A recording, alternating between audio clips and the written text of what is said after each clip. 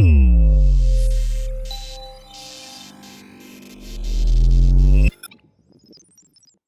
right. So, for those folks who are here from the beginning, it's a very crowd. I would say most folks skew towards beginner. So, I'm going to try to get to everything. But like I said, it's going to be just casual in the approach. So just, interrupt me if you would like to.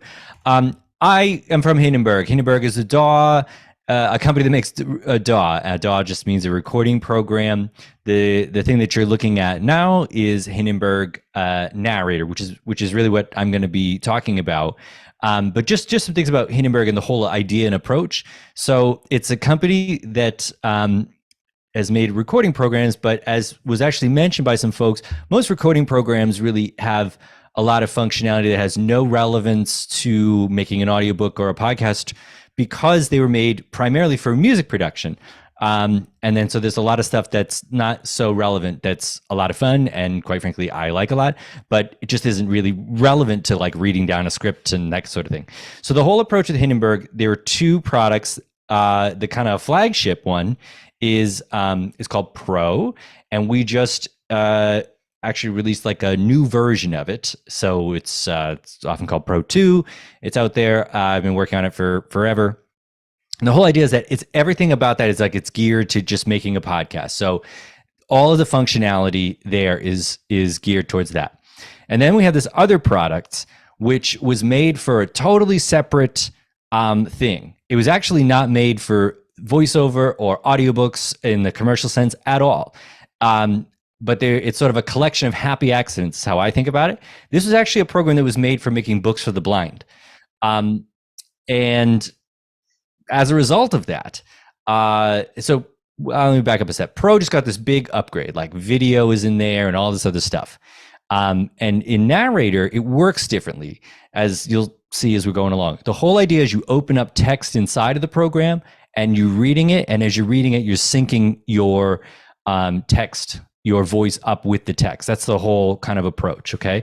So there's a lot of details with that, but it's very different than looking at like Pro Tools or something like that. So when you open it up, you just see a lot of blank white space because I haven't opened up any text. Okay. And you just see one track because most things there are made for one track.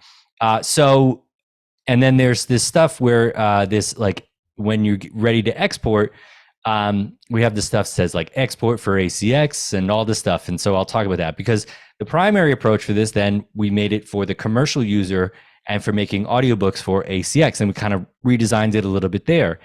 And then we kind of gave it a tweak, which is all about like voiceover people anybody that's doing like a video game script, anything in an Excel document, e-learning, that kind of stuff. All of that is here. I'm going to show you how it just automates a lot of these processes. So it's done. It's kind of like geared and made for everything at a voiceover. That's the approach. And I think we are going to turn our attention and give this a whole new makeover in the near future, I believe.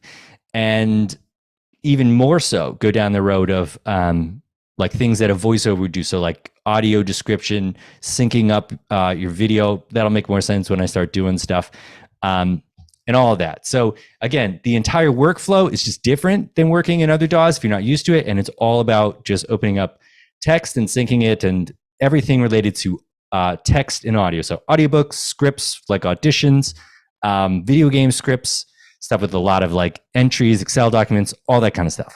Okay. So hopefully that all makes sense. I'm just going to talk about what you're looking at a little bit first, and then we'll get into like opening things up. Okay. So I'm going to start recording. I just armed this track and I'm going to start speaking. It's going to be really boring at first, and maybe it'll be boring throughout. I don't know. But so that's recording. It's doing its thing. It looks kind of normal. It's red. It's recording. You've probably seen all that stuff before. I'm going to stop it in a second, and you're going to see two things happen. That red bit is a region. You're going to see that region is going to be yellow because it'll be highlighted, and then it's going to do this thing where it adjusts it depending on my volume. And it didn't do it very much, but it did it because my level's pretty good. So it didn't do it that much, but what it did was it auto leveled. Okay. So I'm going to actually turn my volume down a little bit just to kind of prove the point a little. So here I am talking again. It's a little bit lower. And I want to do that just so you can get the idea that when I stop this, it should do that auto leveling a little bit more. Okay. So there you go. It did a little bit more. I don't want to mess with that too much here. But the idea is that it's set to do this auto leveling as you go. The idea there, especially as it pertains to audiobooks, is that an audiobook is a series of all your different takes. Okay. If you think about it, it's just a collection of all your takes that you export out. So instead of doing all the leveling after the fact, you can do it as you go. It's just a way to keep it consistent throughout. And if you keep in mind, if you have like a 10-hour audiobook, it's going to be a long time in producing it. You're going to, do a little bit and do a little bit more and, come back a week later or whatever it is. Okay. So it's a way to just keep consistent throughout. And if I was going to do a pickup with it, okay. So let's just say, for example, and by the way, anybody who we're letting in the room, welcome. Hi. We just did a round of introductions and I'm just kind of showing the basics of this, just getting going. This is Hindenburg Narrator. It's a DAW made for audiobooks. Okay. So I just recorded a little bit. And if I'm going to record again, there's some pre-roll that's set up. So you'll just hear a couple seconds of the thing I wanted to keep. And then I'll do a pickup and we'll keep going. And you'll see the ID with the auto leveling. Stop this. So that was the pre-roll. And now I'm recording more of myself. And when I stop this part here, it was basically because my level's fine. It didn't really do it, but it would level all the different takes as we're going along. So that's the idea. Okay. And this might look a little different for those folks who haven't seen Hindenburg before. I totally get it. It looks a little different. It's like the regions are in these little boxes here. So some other things just that are different from the DAWs you might be used to, or maybe kind of the same. Again, with the idea and the approach is to take away as many of the tech hurdles as possible and make it easy. So for example, you like in this region, this is me moving my mouse around, right? And at the bottom of the region, it's this little I-beam. And that's how I can make these selections and things like that. Basically what it is it reverts to a multi-tool. Fun fact for anybody that is playing along, maybe doing this as I'm doing it or any of these things. If you ever do this and you want it to go away, press escape, it will go away. Okay. And about halfway up the region, it's this little pointer arrow, and that's so I can grab things to move them or make copies or, whatever. Okay. So that's another thing. At the side, it's this little trimmer tool that comes in more with editing, and everything is kind of tactile in Hindenburg. In other programs, you do this thing called automation. We open up an automation window, and it's super fun if you get into it because you can automate effects coming in and out and all that kind of stuff. That's not how it works in Hindenburg. Like if I wanted to fade this out, you don't open it up and draw a fade. You just grab the region itself and kind of pull down. So very sort of tactile in the approach. This thing here too, this is how you do ducks and sound beds. Instead of drawing it all in with an automation, you can just kind of grab the regions. So that's the idea of how that works there. If you look up on top here, compared to a lot of other DAWs, there just isn't that much. And that is also by design. So a lot of things are kind of cleverly hidden that you would maybe want to have access to. And we're always trying to have like a balance of sort of features that are important. And, by the way, this is probably what it looks like if you open it up. But the features that are important that you need to have access to all the time. And then like other stuff, might be hidden away. So I'm going to show you one example of something that's hidden away. So let's just say I recorded this thing, right? I'm doing a book, I'm doing recordings, I'm just going from one thing to the next, okay? Now, you all are narrators, you know this part, you're reading, you make a mistake, you go back to the beginning of the sentence, you keep reading, fix a mistake, and so on and so forth. Punching in, punch and roll, whatever you want to call it. That's the majority of what happens. If you review your material though, and you go back over something you've done, it's likely that you'll find mistakes. Mistakes are just going to happen and you'll have to fix them.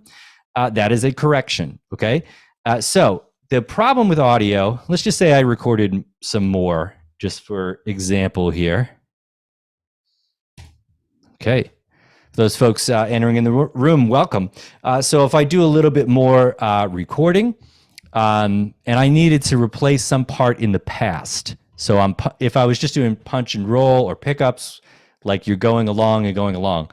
But what happens if I need to replace this part here? That can be tricky. But where I said this was all kind of designed to be, for the recording artist, the way you do this is that I can make a selection here. Okay. And if you see me clicking around, I'm just letting people in the room welcome. So I made a selection here, and let's say I wanted to record something and put it in this part of this selection. We have a way of doing that where it's the audio is kind of all elastic. Okay, so I would just highlight this, and if you have any questions about this, I can show any of these parts again. But I'm going to do this thing. I'm going to say record selection, and I did this by right clicking. And when I do a right click, I get some new options that I didn't have access to before. Okay. And there's key commands for all this stuff. So you can get good at that. Okay. And I'll explain some of that stuff too. So if I say like record selection, it means I just want to record and put it in this part, only this part. Okay. So I'm going to do that. Stop this. It should. So that was some pre-roll, and now I'm recording again.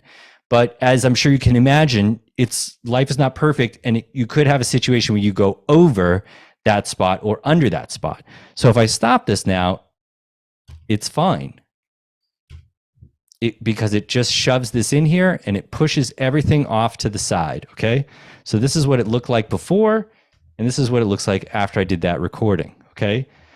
Now I could do it the other way too. If I did a recording and I went really fast, it didn't make it quite the same space, it's gonna go the other way, okay? And you'll see. Stop this, it should. So let's say I finished the sentence, but I'm a little quicker than I was when I did it before. It's fine. It just kind of snaps everything together. So you can record all your stuff and kind of plug in anything that you want to, anywhere you want to, which is really handy, okay? So that's kind of the way that the recording and doing pickups and kind of punching stuff works, okay? Another thing in Hindenburg that's a little bit different than maybe other DAWs, well, this is pretty common with DAWs. There's, over here on the left side, there's some stuff. This is like your input. This is underneath that is like where if you want it to go right or left, that's just called panning. Probably won't do all that much with that in all honesty. Beneath that is where you just turn on and off recording, like the track is ready to record on. And when you do that, you see my voice registering there. Mute and solo, that just, every DAW is gonna have that. Next to that is the effects bin. And this is where effects are. There were some maybe questions about effects. We'll talk a little bit about that.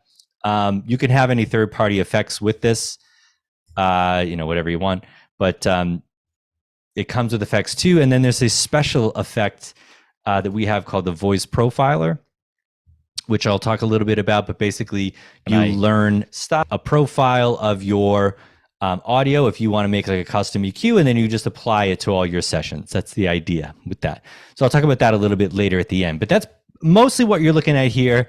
Then there's editing stuff up here, all pretty common, like cut, copy, paste, any of that stuff. Undo and redo. So for those folks who are less tech savvy, I understand. And I really do. I feel your frustration. So I would say just a few things that are kind of globally helpful. It doesn't matter what DAW you use. One of them is that DAW, whether it's this one or any other, is going to be able to do a few hundred to 1,000 things. And there are likely key commands for most of that stuff. But you're never going to remember that, and you don't need to. But there's probably 5 to 10 things that you will need to do over and over again, okay? So one of them, just for example, is, I don't know how you're going to do recording without arming the track and say, record now. That's what it is. So you're going to have to do that one a lot. So you can every single time come over here and click this thing and go down here and go, okay, now record. Oh, I made a mistake. I'll come over here, maybe turn this off. Or you could learn a key command and just do this very fast. In this case for Hindenburg, you just press R. The track is ready to be recorded. Turn it off. It's not. It's very easy. And then to record, I just do Command or Control if you're on Windows, R. And now I'm recording more. Just for example, like that one, you should probably learn that one. But if you make a list of like 5 to 10 things that are, time saver, frustration saving little key commands, that will be kind of huge. And I'm just going to give you one for those. This is a general computer thing that it seems like I've seen a lot of folks don't know about it. And it's just very helpful. And some folks, you probably know the thing I'm going to talk about. If you're on a Mac, I'll say it for Mac and Windows. So for a Mac, here's Hindenburg up here. But if I need to go to something else, like I have all these applications open, I'm holding down Command and hitting Tab. So I hold down Command with my thumb and hit Tab with another finger. And if I wanted to see like this thing, I could go over here. And if I wanted to see, this thing, I could go there, and so on and so forth. Okay, just like a handy way to do that. And then it's sort of a famous thing in Windows. It's Alt Tab. Okay, so just remember, it's the two keys next to the space bar and Tab, just to like cycle through stuff. And just honestly, also just to see like, what do you have open? I've noticed that a bunch of times. People have 10 applications open, they don't even know it. So just a quality of life thing there. Okay. So moving on. Question real quick. Yeah. Can we drop markers while recording? Yes. So you can drop markers first off. Let's start here. So it's a great question. So markers you can put in like this, okay? The way I'm doing that for those folks playing at home is I'm doing Command and Return. Or you could come up to this little black area up here and say add a marker, okay? And the markers are just places for you to mark the timeline. That's the part in gray. That's all the timeline is. When you do that, we also have, so anything I open up in Hindenburg is in this, that's like another window is in this, everything is going to be from this view drop-down menu here, okay? And one of those is markers, okay? Hello, new people entering the room. So if I open up this markers window, I can click on here, and if you see the white line, it'll go to that spot there. I also could, you can rename the markers, right, and just say whatever you want. So that's just a handy place to do that if you wanted to, okay? And then you could just delete them from here quickly as well, okay? So just, again, the whole purpose of markers is like, let's say you were listening to that recording and you heard yourself say the wrong word, you just put a marker in, okay? So there's a key command for that, which is Command Return, or on Windows Control Return. Now I'm recording more of myself. And okay, so now if I'm recording, can I just drop a marker in? Yes, and that's how I'm doing it, is that little key command. One thing to keep in mind is, so like if you're recording, if you start clicking the key, it will be there, but like in your, if I go, I'm speaking, but I'm hitting this thing real loud, it's underneath my voice, so you wouldn't want to do that. But likely the way you'd probably put in those markers, because you went I made a mistake, pop in a marker, and then afterwards you just open up the marker window and go, oh yeah, go to this one, go to that one, or whatever. So that's a great question. A follow-up question to that, if you don't mind. Mm-hmm. Can you annotate the markers with descriptions or to indicate why? Yeah, you can do that either in the marker. So you put a marker in and you just click on it, right click on it, and you go to rename and say, why are you asking me these questions? Okay.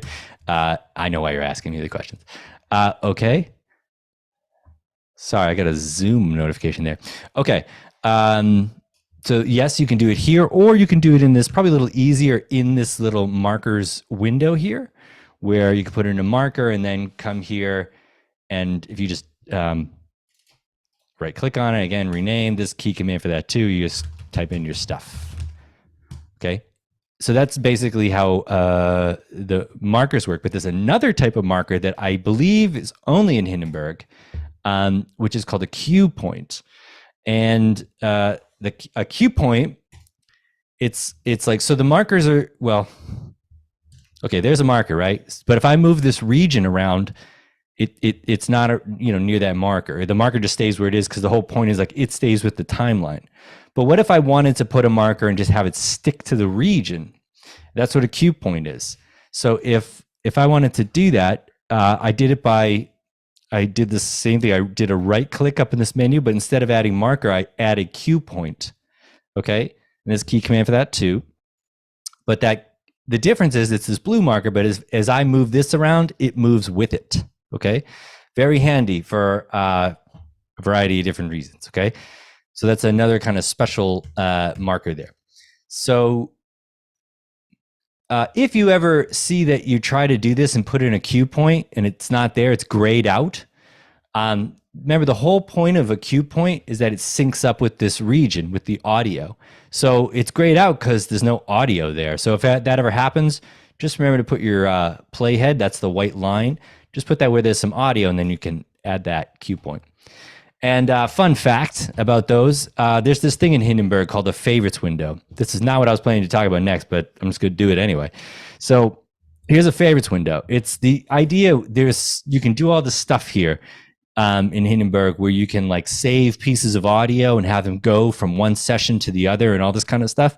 And that's the idea here. So if you have audio that you would want to take from one thing into another thing, you can drag it from here and make a copy in the favorites window. Okay. And then if I do like a new blank session, anything I put in there is going to be there and I can always drag it out. So the most likely thing, and I would recommend you do this, is put it in room tone. But that thing that I put in there, that little clip of audio, that's there too. And when you know it, that cue point is there as well. So you can actually even mark stuff up and have it there from like session to session and all that kind of stuff. Fun fact. Okay. Can you show again how you brought up the favorites window? Yes. Yeah.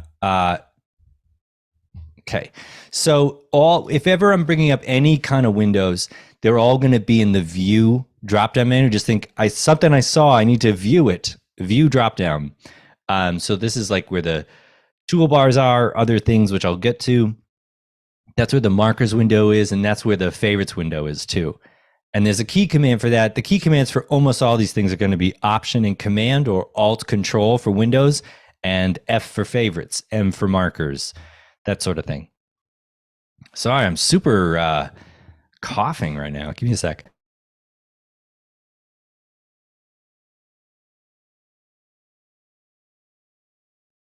Canadian smoke.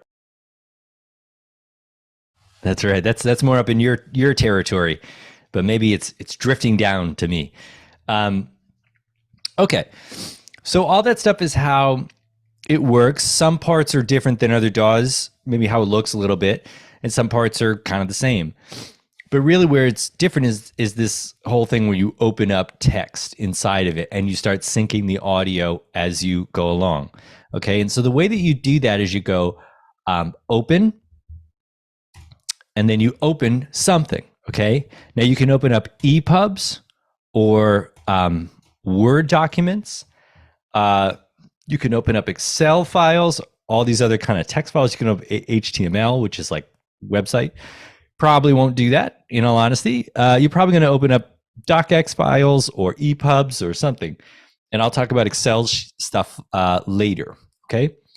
So you'd open this up, okay? And then you'd have your book here, okay? And it opens up inside of it, and you have, your thing. And I probably shouldn't use this book because I'm a terrible narrator personally. That's because that's not my thing. So anyway, so you're not going to hear some great narration here. So what you would do is you arm this track just like before, okay, which I did by pressing R. And whenever you open something up and you have the text that's inside of it, you then just press the right arrow key, or you have these things up here with this previous and next. Some of you might have seen that thing there. What it's going to do is it's going to go to the next part in that book. And as it's doing that, it's going to be putting in these little yellow markers that you'll see. They're called nav points, navigation points. And they sync that part up with the audio and the text, okay? So, for instance, Sense and Sensibility by Jane Austen, 1811. Contents, Chapter 1, Chapter 2. All right, so for example, all that stuff. Now, if I click in anywhere in the Audio and the text after that by Jane Austen. Contents, sense and sensibility. That's the idea. So as you're recording the book, and if we were doing this for real, for realsies, we'd be doing something like this, okay? Chapter 2. Chapter 1. The family of Dashwood had long been settled in Sussex. Their estate was large, and their residence was at Northland Park. And let's just assume I got to the end of this. Cheerfulness of the children added and to relish his existence. And then I'm clicking the right arrow key, and it goes to the next part of the text. Okay, that's the idea, and there's a way that you can do that. You also can remember that thing that I did where I like replaced a part in the past. You could do that here, and it'll actually do the same thing where even if I go above it or like past the amount that is selected or less than, it'll just automatically shuffle it in. So if I click on this text and I do a right click, I can say record the selection. Chapter 1. And now I'm going to record this part that's right here. The family of Dashwood had long been settled in Sussex. I'm taking my time. Their estate was large, and their residence was at Norland Park in the center of the property, where for many generations they had lived in so respectable a manner as to engage the general good opinion of their surrounding acquaintance. And then if I stop, it'll pop that in, and and then I'm clicking the right. That's the part that was after it. Okay, so it's just it's a very different type of recording than like Pro Tools style. Okay, because you're just kind of reading the text and going to the next part in the text. Okay, and that is the idea. Now you also can do this where you don't see the waveform at all if you don't want to. There's this thing called the narration view, where it's a window and I can just see the text if I wanted to. And it'll be the same thing if I just click around and then if I stop. So that was some pre-roll, and then now I'm on this part. His son was sent for as soon as his daughter was known, and to him Mr. Dashwood recommended with all the strength and urgency which illness could command the interest of his mother-in-law and sisters. Mr. John Dashwood had not... Okay, you get the idea. So if you want to do that, and then those little numbers you're seeing, that's the auto level that we saw before. Okay. So some people like to do that because you can put that on different screens, and you can do, some people like to work like that. I personally probably wouldn't. I'd like it like this. That's how I would do that. Are there any questions with that? Because that's kind of an unusual thing if you're not used to that. And over here, by the way, it's letting you know as you go to the next parts of the book. By the way, you could record a whole book out of order if you wanted to, which is very handy for other types of audio production. But this, as you complete a part, like this contents was completed, it's all in blue. If it's not completed, hi, Nick, welcome. Then it's kind of half blue and half white, just letting you know that it's not done yet. So, but that's the idea with that. Now, you don't have to open up a book. You could just have like a Word document, like an audition script or anything like that. And of course, I'm going to try to find one. We do have some text questions. Okay. Can you resize the text in the open window? Yeah, that's a great question. Just got to move the zoom window out of the way here. So this manuscript window, you can detach it. You can make it larger, do that kind of stuff. You can click inside of it. If the track isn't armed, you can click inside of it and write your own text in here as well. It's not really a text editor like Microsoft Word. I think it will be one day, but it's not right now. Okay, but you can do that kind of stuff. To be totally honest with you, I use both these products for things. Like if I get hired to edit a podcast, I use Pro because it's just a lot faster and made for that. But most of the stuff, if I ever have to do voiceovers, and I actually do that, I use this because I actually just typed it in there. But anyway, yes, you can do that. And then just zooming in and zooming out. By the way, for those folks playing along at home, if you ever do this and detach this, you can dock it in different places too, which I would never ever do, but you could do that if you wanted to. Whatever you do, if you ever mess this up, in this window drop down, So up here, the second to last one, it says window. You can go reset layout, and it'll always just kind of set it back to where it is. That's just a handy thing to have. You can always kind of go back to normal. But also, if you just click in here, I should say this. In the beginning, I talked about like general things, just if you're not so tech savvy, and audio stuff is like kind of a bit much. One part of that I've noticed with audio stuff is that like folks aren't used to zooming in and out, and that's kind of essential. So if this is true, by the way, also for like websites and other stuff. If you hold just command down and press plus and minus on your keyboard, or control for Windows, you'll zoom in and you'll zoom out at the point of this playhead, the white line. Okay. And you can customize that a little bit, but you should get used to that, because you're going to have to zoom in to make sure you're going to the spot you want to be at. And if you're zoomed way far away, you kind of can't see accurately where you are, and it's easy to get lost and that kind of thing. Those nav points help with not getting lost, by the way, because you can just kind of click around there. But yeah, very useful skill. So it's just command plus and minus. That's what these little magnifying glasses are up here. But again, instead of like going up there and clicking, just getting used to that. There's also, if you hold down command or control from Windows and use your mouse wheel, it will also do that, zooming in and zooming out. Some people like to do that. Another way of doing that. So the same idea works with the text. If you want it to be far away, you can do that and just read the whole book like that. You can zoom in and out, and you can resize the window. However, I don't know how big it gets, but that's how big it gets if you wanted to, which you probably wouldn't. So, but yes, you can resize the text. Awesome. Good question. I love these questions. These are great questions. I have another one, but I didn't want to interrupt you. No. Is the highlighted text creating a separate region? Yes, because let me see to demonstrate that. Yeah, let's do this. So, if I'm going to do this, and let's just pretend I was reading as normal. Okay, you get the idea. To be sure, she said, it is better than parting with 1,500 pounds at once. But then, if Mrs. Dashwood should live 15 years, we should be completely taken in. Now I click. 15 years, my dear Fanny. Her life cannot be worth half that purchase. Sorry, you asked if it would be a different region. It'll be a different nav point. But if you don't stop the recording, it will not be a separate region. But let me just go back a step and do that again, and just show you about the start and stop thing. Actually, that's an important thing there. So let's say I'm doing this, and I mean, I would never make a mistake because I'm so good at narrating here. But okay, maybe that happens. Okay, you get the idea. To be sure, she said, it is better than parting with 1,500 pounds at once. All right, let's say I screwed that up and I want to go back. I can just undo it. Okay, that's probably the easiest way if it was just one sentence. But let's say I wanted to just kind of rewind and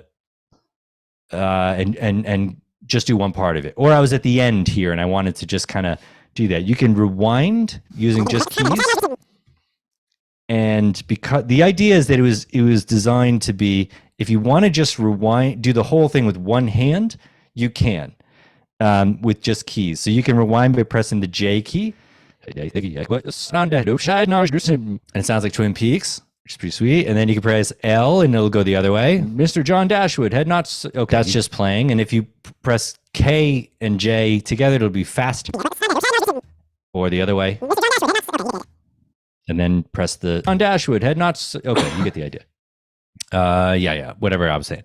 So there you go. You can do that like that. So every time you kind of start and stop, it'll be a new region. Good question. Any others? Not right now. Okay, moving on. So you can open up text. You're going along, just syncing it, doing that kind of stuff. I'm going to open up.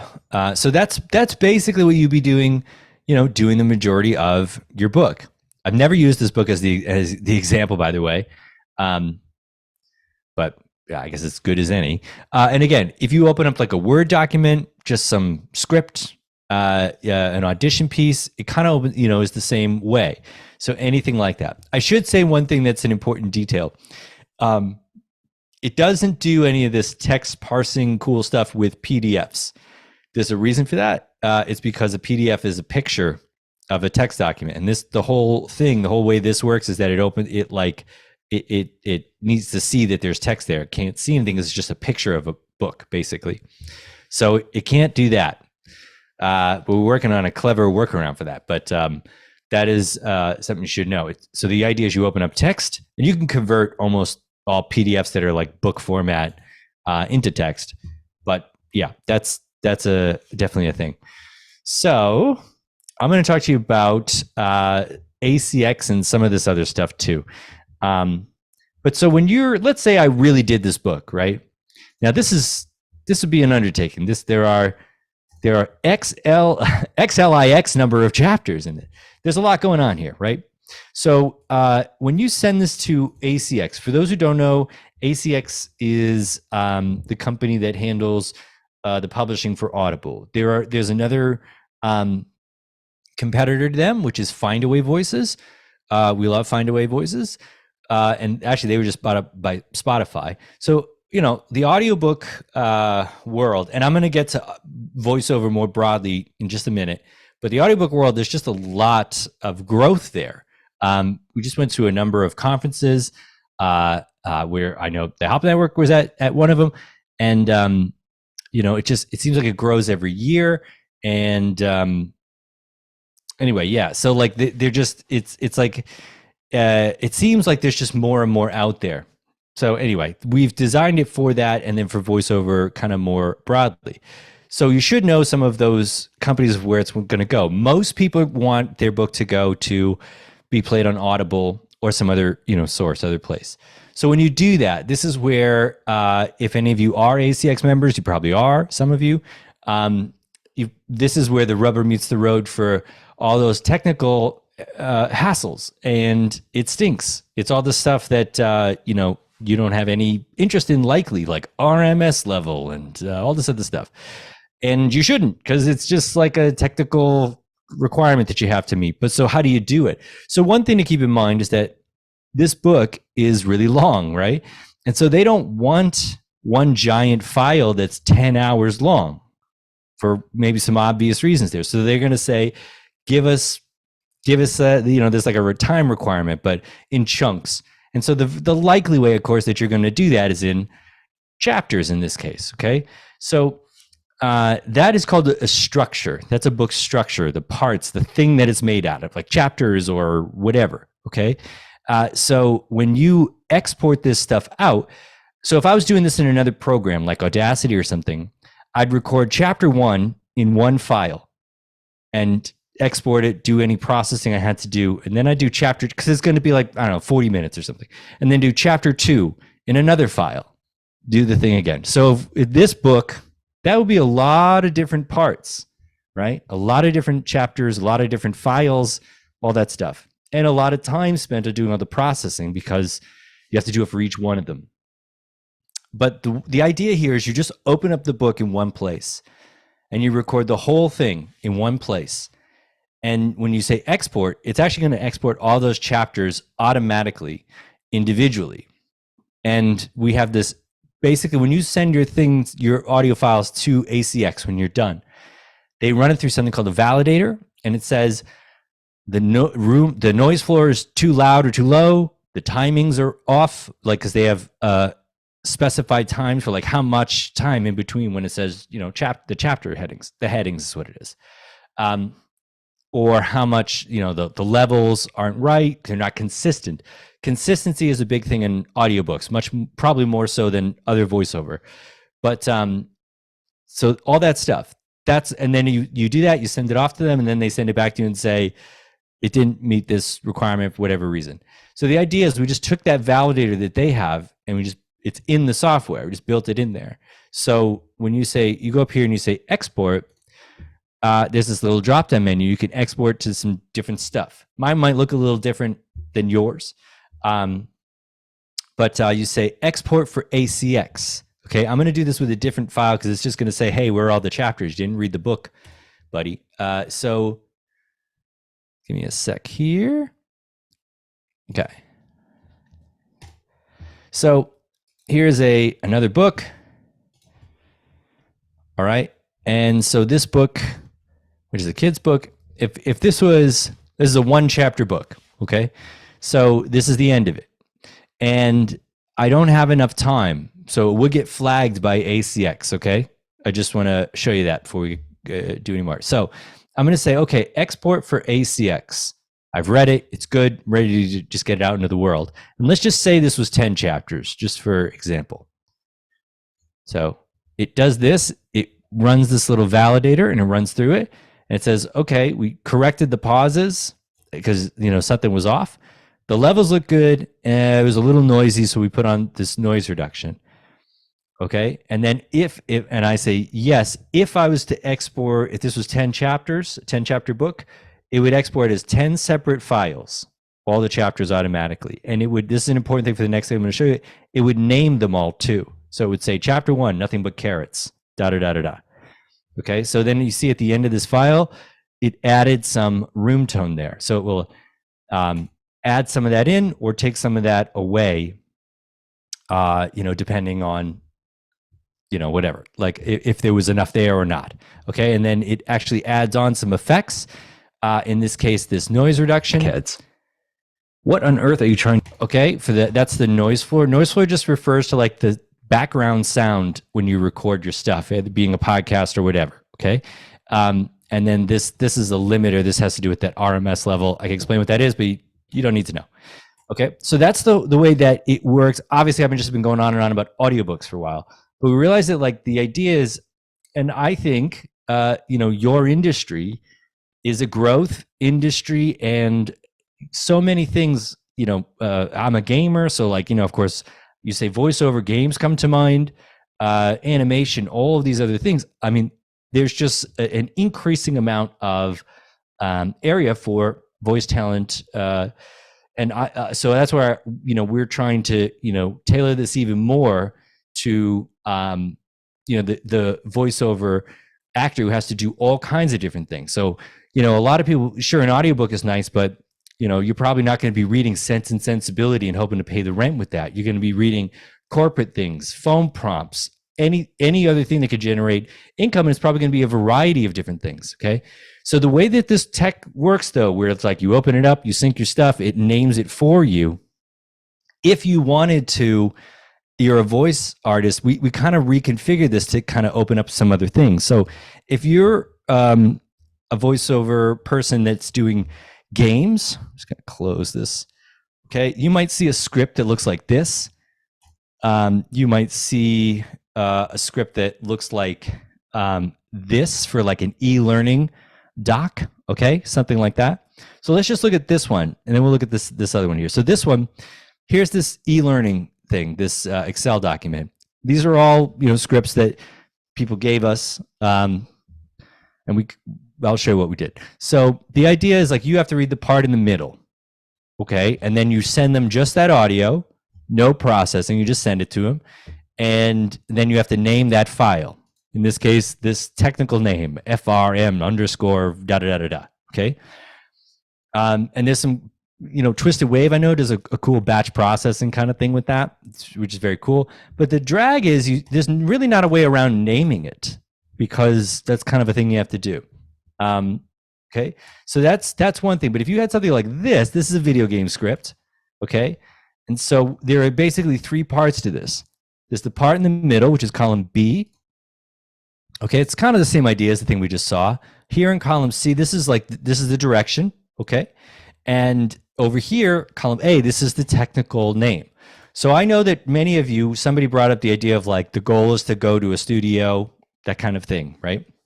If you think about the trend of everything that's happened in audio or basically everywhere, any parts of it that you can do where people can do those things from home or simplify the production, any of that kind of stuff, you're going to do that. Now, there's a time and a place, like if you're working for Disney and doing some movie, you probably go into their thing. They're going to have a setup and they're going to take care of it, and you don't have to worry about it.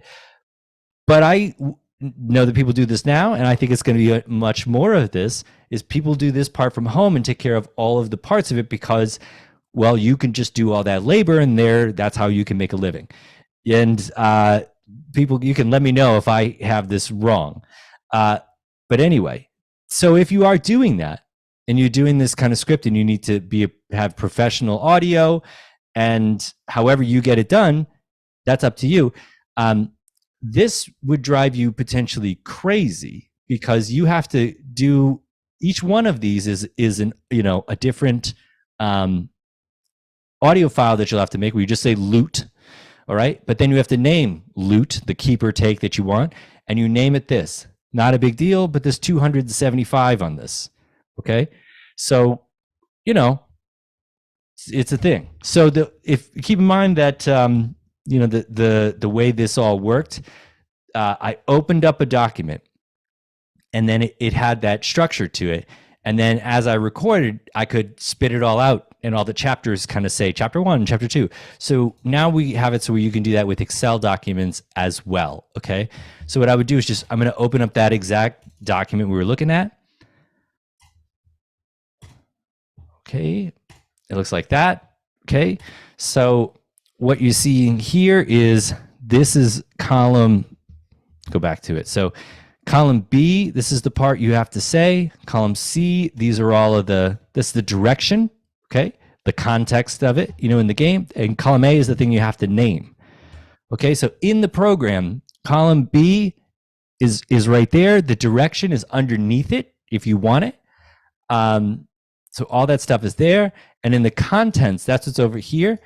It's you can see they're all kind of synced up. Underneath this, you can't see it. You don't need to know, but there is that technical file name, which is here, is actually underneath all this stuff. Okay, so I should forget the key for that. Doesn't matter.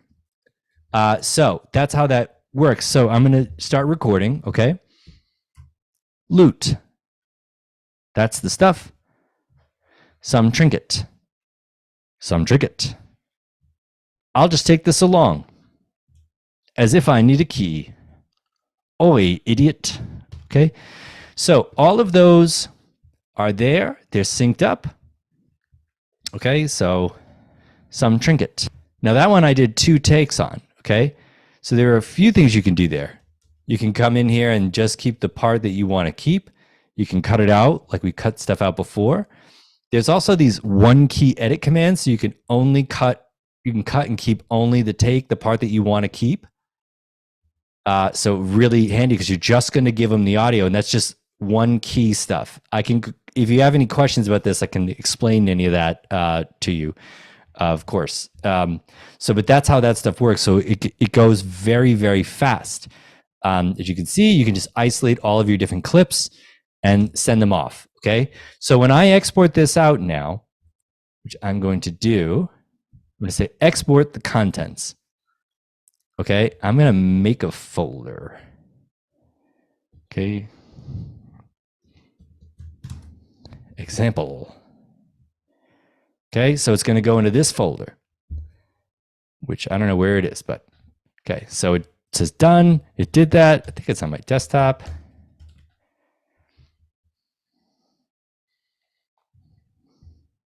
The hell is it? There it is. Example. So in that example folder, here are all the files, and they're named all those technical file names. As if I need a key. Okay. So kind of like magic, you can just do all that sort of automatically. So if you are doing anything like that, the idea is that it's very user-friendly and it's made for VO. That's our intention, and we are very much looking forward to what the future developments of this are going to be. I can just let you know the ideas are like you upload a movie. Remember this nav point business here where it's like it's all synced up. You could have the movie, transcribe it if you needed to, or just record your text to the movie, put little nav points, sync it all up with the time code. You could do any kind of audio description, anything like that, just all very fast, 1 key, all that kind of stuff. So, the idea is make this as easy as possible for you all. So that was a bunch. That was a number of things. Maybe some stuff there. Do you have any questions before I start talking about effects and who'sy whatsy and all that? We do have a few questions. Okay. So I'm just going to read them in order.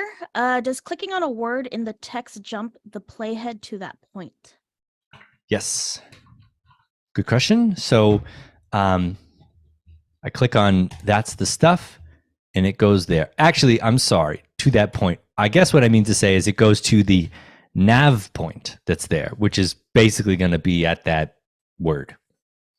So no, it's the nav point, but yes, because it's basically the same thing. Can you show the scrubbing function to find an edit point in the waveform? Yeah, so I did that before. So if you press J, as in Jonathan is great, enough is all that's that cool Twin Peaks thing. If you press, so it's 3 keys, J, K, and L are next to each other. If you press L, it just goes forward. Some trinket, just play. And if you press K, which is the one in the middle on either with K and J, does that fast scrubbing, or if you press K and L, it goes the other way. So that's it. Okay, and how can you do an A/B review to hear what changes export to ACX made to the recording? Non-destructive tweaks, original recording preserved. Say that one again. Just my brain didn't process too many things. How can you do an A/B review to hear what changes export to ACX made to the recording, such as non-destructive tweaks or is the original recording preserved? Yeah.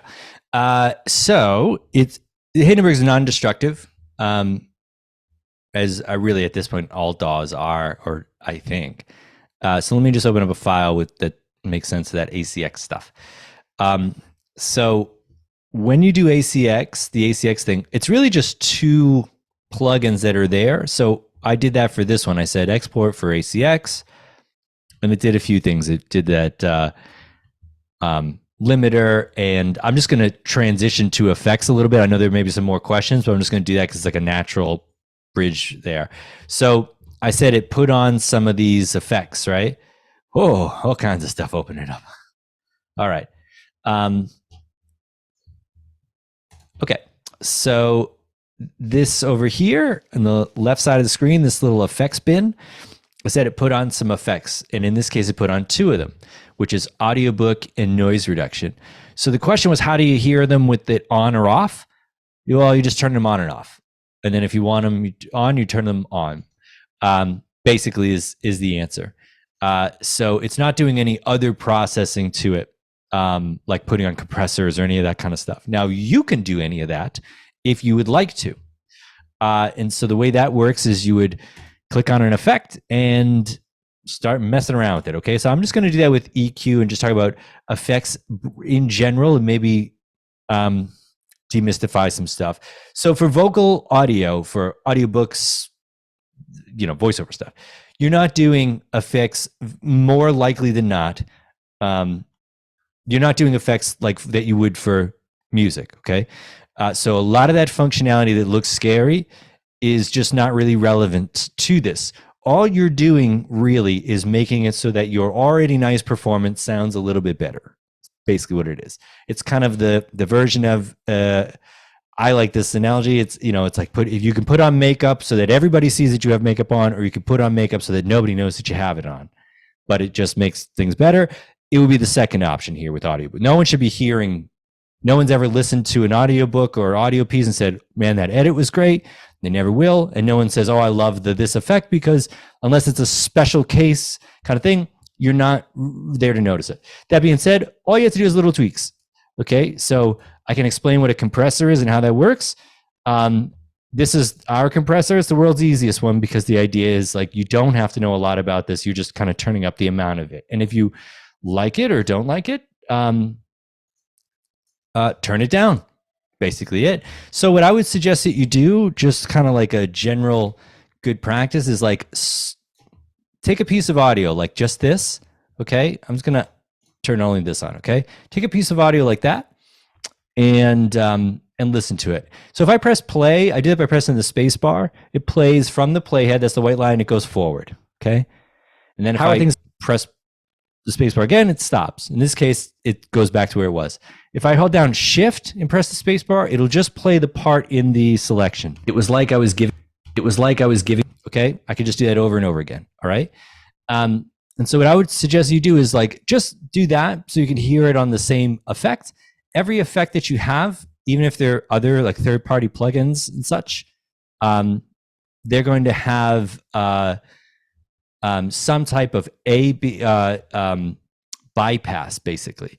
And ours just says on and off. It's all the same kind of thing. So you just hear it. What does it sound like with it off? It was like I was giving myself, and I'm going to way overdo it, okay? What does it sound like with it on? It was like I was giving myself a mini steam facial. It's also good to get used to, just get used to, like, if you wanted to know what does a compressor really do, you could learn about it, of course.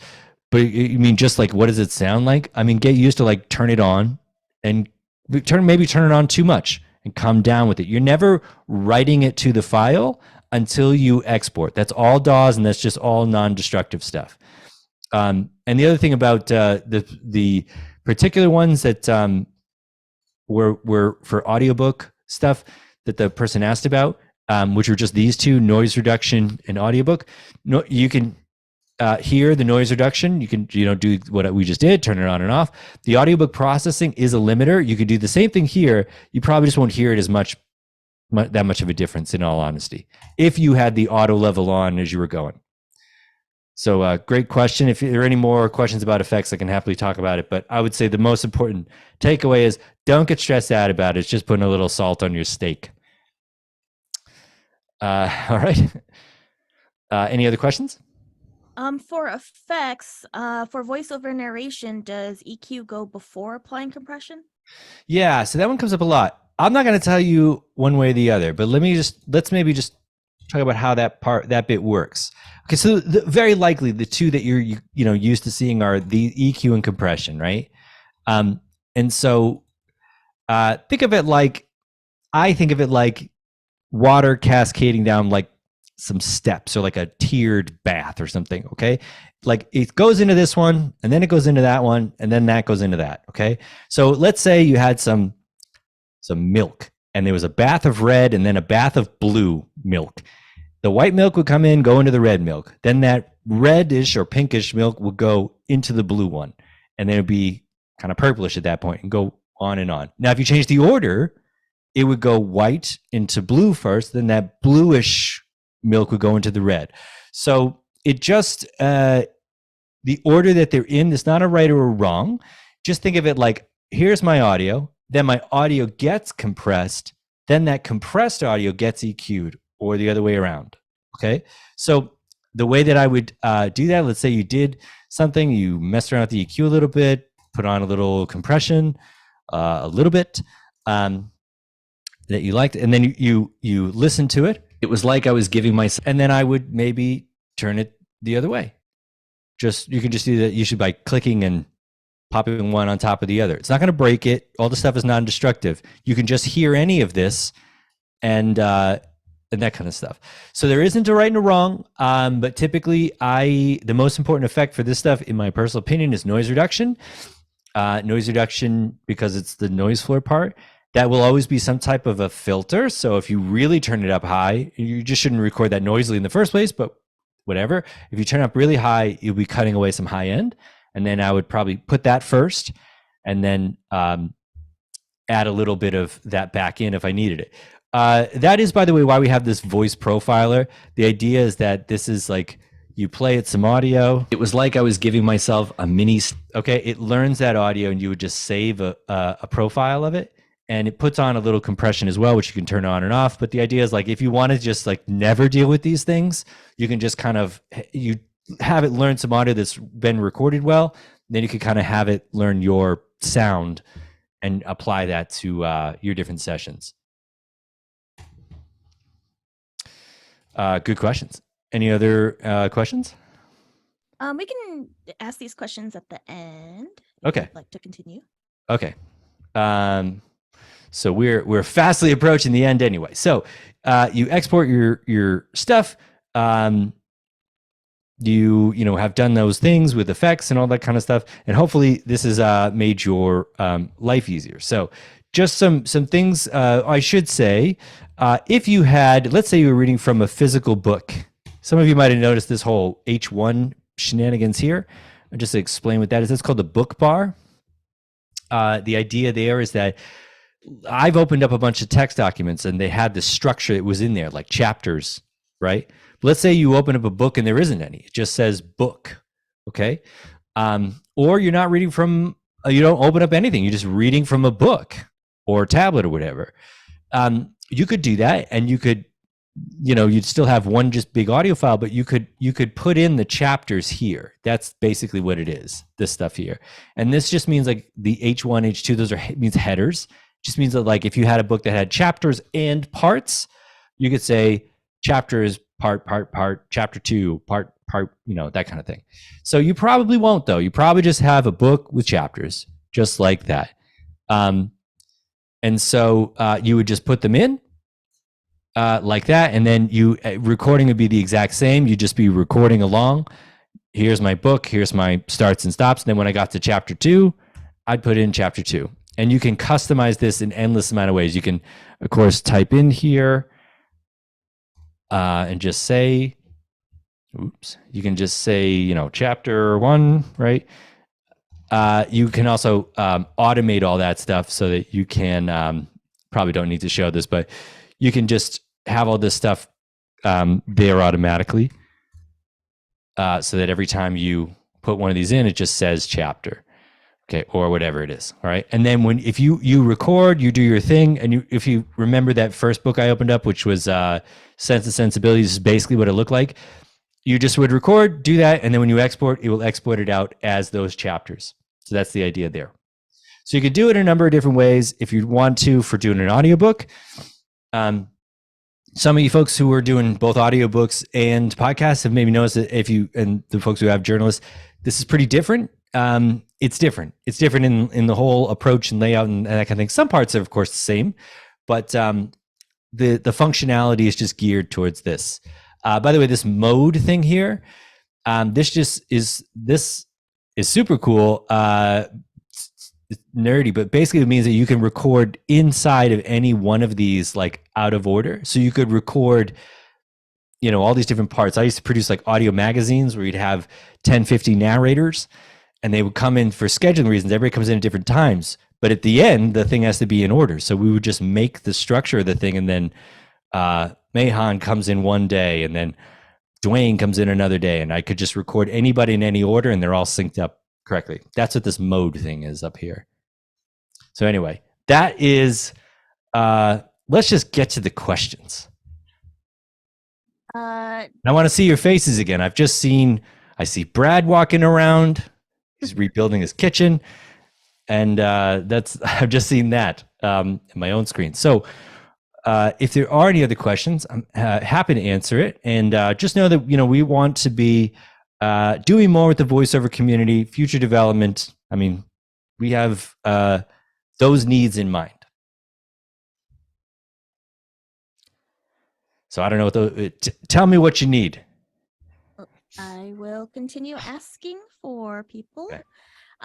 So when the file names populate automatically from the spreadsheet, does the column position matter? The column position. The column position.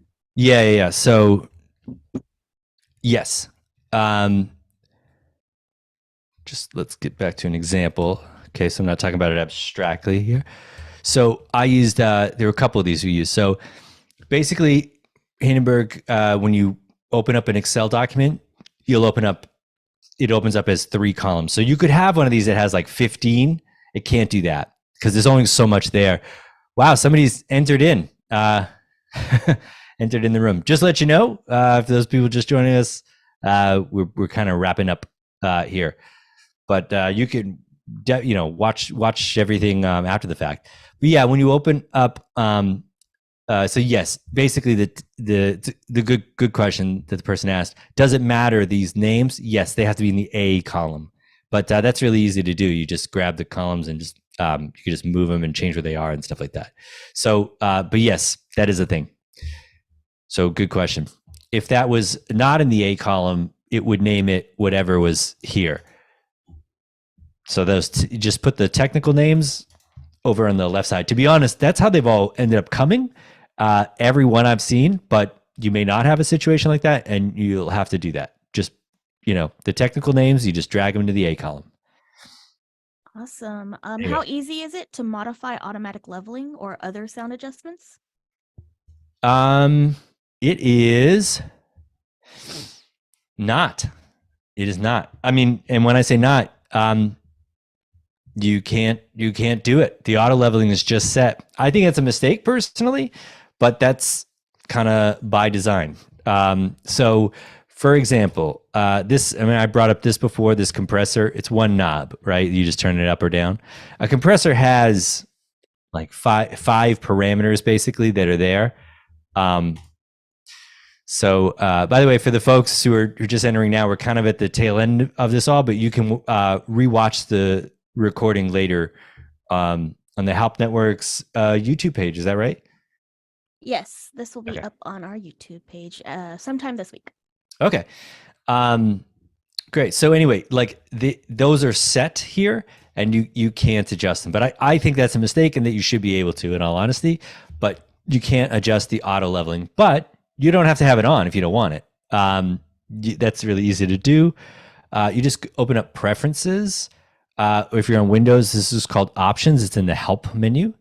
And on a Mac, it's here, preferences, and you just go to this last tab over here. You can do a bunch of this stuff and kind of customize this. But this first box here and the third tab over, perform auto leveling, you can just turn it off and then you just record without it. So if you don't want it on, you don't have to have it on. But definitely for an audiobook, I would do that. I would keep it on. And then if you have a chapter longer than 120 minutes, will Mhm. narrator break that up, or should they do that before importing? Well, how would you know how long it is? Like if you import it in the audio? Either way, I think that what you mean is, can you split the audio up by time? And the answer is yes. This might be a little nerdy for some folks, but if you go to the properties menu here and you go over here to book export, you can do a bunch of things. You can customize this. And so what you can do is see down here for an audiobook, it says split level. And then over here on the other side, it says split time. You can just type in the minutes, like 90 minutes or whatever the example was. I think that was what it was. And then you just say, okay, and it'll put in these little purple markers and it will split it by that amount. So that's another thing you can do. Yes is the answer. You can do that. Split it by time. But most cases, in all honesty, it's going to just split by chapter. You also can export you could just select any parts. There are a lot of ways of doing this, and you can export the selection. So any parts that you select, like you can just select a whole chapter. That's actually very easy to do with this leaf mode business. You just say everything that's in this chapter, select it, and then say export the selection, and it'll just export just that chapter or whatever. So a bunch of ways you can do it. Awesome. And as we wrap up, I do want to talk about the offer that we have put together Yeah. with Hindenburg. So I will be dropping a link in the chat, which is an offer for an extended 60-day trial and also a 30% discount on the first year of an annual subscription. So that is in the chat. Yes. And I have a question for you if anybody wants to chime up. And it's okay if you don't, because I'm putting you all on the spot. If you could have like a magical thing that was in a DAW that it did that would make your life easier as a voiceover talent, what would be the things? One or two things. Anybody want to digitally or whatever raise their hand and let me know? What would make your life better to produce this stuff to make your living? Anybody? Nobody? Okay. Well, I guess life is good as is. So what I'll do is I'll let people kind of mull over that question, and if anyone has any answers, they can send it to me through. I'll probably send out a survey for everyone, and then I'll send that back to you, and then we can do that. Yeah. Well, that sounds great. All right. Well, if there are no more questions, I think we've done it. And thank you so much for joining. And yeah, anybody that joined late, you know, the YouTube video will be there. So just watch it there. But yeah, I'm really happy to have it. Try it out. It's free. Just try out the trial, see if you like it, and hopefully makes your life easier with making your voiceover of all different types and audiobooks and all that. Awesome. Thank you, everyone, for being here, and thank you, Jonathan, for your time. All right. Bye, everybody. Thank you. Have a good one. Bye. Bye.